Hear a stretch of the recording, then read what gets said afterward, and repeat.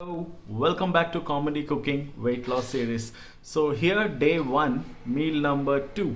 So what we're gonna eat for meal number 2? It's very simple.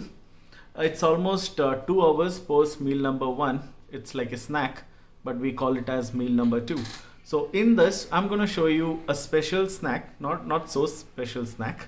It's just very simple recipe. You're gonna eat post meal number 1. You're gonna eat almost 6 to 7 slices of pineapple.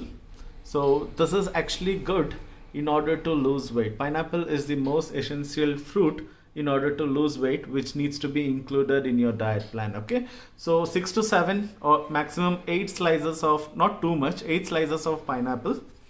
And with this, on the meal number 1 we had drank jeera on hot water. Now we're gonna take normal water with 2 tablespoons of chia seeds. So it's almost 500 ml of water, and we have 2 tablespoons of chia seeds. So in this, before you're gonna soak it almost for 10 to 15 minutes before you drink this. You can put this and you can eat the pineapple, and by then you'll all be set to drink the chia seeds water. The brand which I'm using the chia seeds is this. In case you can use any brand, that's okay. This is not a brand promotion.